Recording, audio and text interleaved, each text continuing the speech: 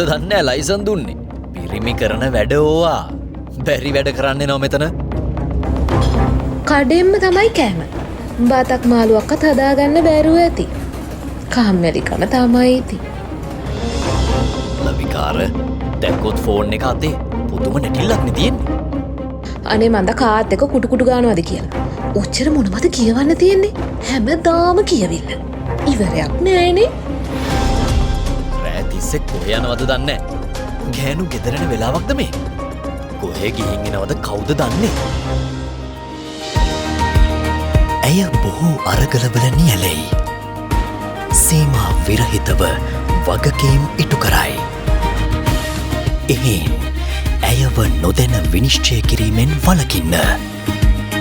ඇගේ ලෝකය දකින්න. ඇයව තේරුම් ගන්න. සුබ කාන්තා දිනයක් වේවා.